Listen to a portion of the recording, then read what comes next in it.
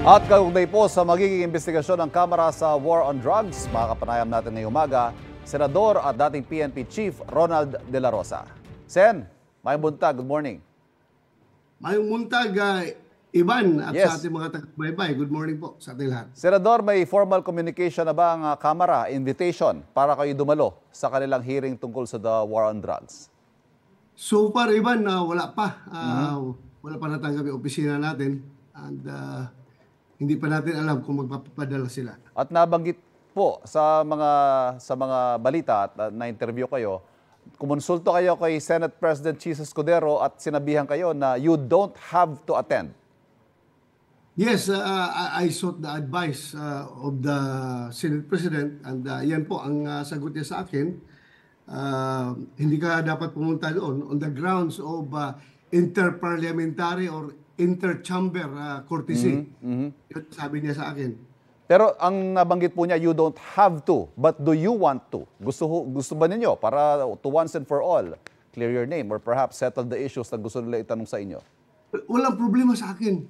Gusto ko sanang pumunta. Pero I don't want to become the president of violating the interparliamentary courtesy. So, sinusunod ko yung guidance ng aming Senate President. Okay. Si Pangulong... Kasi pag na-break mo na yan, yung tradition na yan, then baka mamaya... Maging president na. Every time, maging president ka, every time magkakaroon, ma-implicate ang pangalan ng isang senador doon sa mga investigasyon ng House of Representatives, patawag ng mga senador dyan. So, 24 na po kami. At ma-interrupt yung aming trabaho sa Senado pag naubusan kami. Sige na lang attend ng mga hearings. Sen, Mabuti siya, 300 plus sila. Opo. 300 plus kami 24 lang. Sir, si dating Pangulong Duterte, nakausap niyo na ba tungkol dito? At nabanggit ba niya kung may balak siyang dumalo? Hindi pa, hindi pa. At kung sakaling dadalo siya, perhaps I will seek another guidance from the Senate President na baka pwede niya akong payagan na samahan si Pangulong Duterte doon sa gagawing hearing. Kaya pangit naman kung siya mag-attend tapos ako hindi mag-attend, di ba? So gusto ko sana sumama. But then again, I have to follow the chain of command of the Senate as an institution. Hihingi talaga ako ng guidance sa aming Senate President. Kasi as I have said, ayaw ko magiging president. Sen, does this bother you? Ito hong isasagawang investigasyon ng Kamara, tapos may investigation ng ICC. At kung nababother kayo, alin ang mas nakakabahala sa inyo? Itong ICC o itong gagawing investigasyon ng Kamara? Not at all, Iba, no? Not at all. Hindi ako nababother dito sa Kamara. Ay mga Pilipino naman yan. Magbayan naman natin yan kahit papaano. Kahit sabihin mo, yung mga taga-kaliwa dyan na mga congressman ay talagang uupakan ka. No problem with me as far as you are Filipino. I can receive all your blows. Basta Pilipino ka lang. Huwag lang doon sa ICC dahil hindi nila alam kung anong Pilipinas. Iimbitahan din daw po si dating Senador Leila de Lima sa hearing ng Kamara at handa raw siya magbigay ng kanyang testimonya sa ICC. Reaction po ninyo dito? Maganda. Walang problema yan. Walang problema. May mensahe po kayo kay dating Senador de Lima? Wala naman na, again, ako I'm just happy na nasa labas na siya. At sabi ko nga, we have to respect the court decision. Pero mukhang maghahabol ho siya. She wants to seek justice doon ho sa mga nag-imbento ng mga paratang sa kanya na dahilan para siya makulong ng mahabang panahon. Well, everyone deserves justice, including me, including President Duterte. Lahat tayo naghahanap ng hustisya. So sige lang, let the justice rule. Sen, anong basa niyo dito sa investigasyong ito?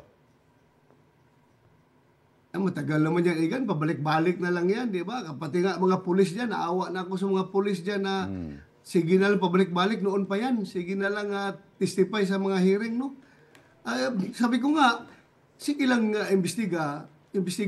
Kung meron silang, if they have the goods, they can file the case right away.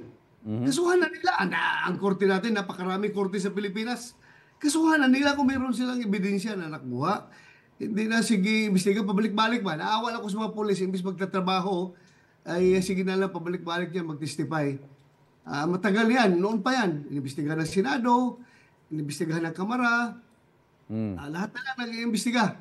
DOJ nag-iimbestiga, yung IAS nag-iimbestiga, yung Napolcom nag-iimbestiga. Sana kung meron silang ebidensya, file na lang ng kaso. Panghuling tanong ko, Senador, ngayong umaga, will you seek re-election? Yes, next year, hopefully, ngayong Oktubre, magpapile ako ng aking COC for re-election. Eh baka makasama nyo yung 3 Duterte sa Senado. Good news. Sana kung matuloy yung plano nila para we are not going to wage a lonely campaign with Senator Bongo. Dalawa lang kami.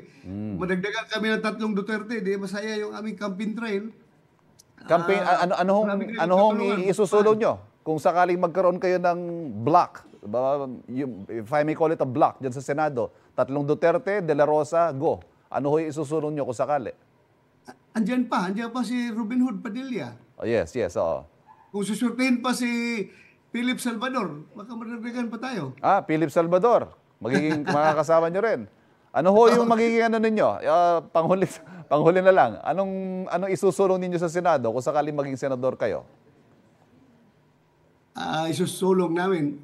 Kung ano yung pinagsusulong ng anong kabutihan na ginawa ng Duterte administration. Yung war on drugs, yung peace and order, yung corruption. War on drugs pa rin, Sen. Kahit even if it's getting you in trouble now, may iniimbestigahan yung war on drugs. No problem with us. We will continue that. We will continue kasi tingnan mo ngayon, bumabalik na naman sila.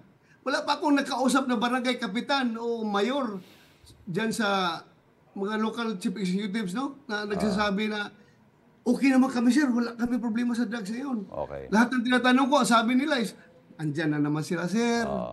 Mabuti po yung panahon ninyo, sir. At takot yung mga gago na yan. Hindi nagpipakita. Ngayon, andyan naman, siga na naman. Bibinta na naman, sir.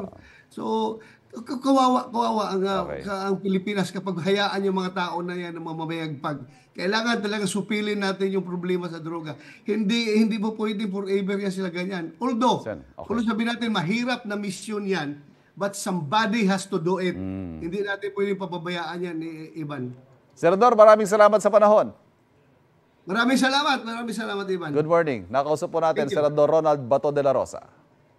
Kapuso, para laging una ka sa mga balita, bisitahin at mag-subscribe sa GMA Integrated News sa YouTube. Sa mga kapuso abroad, samahan nyo kami sa GMA Pinoy TV at sa www.gmanews.tv.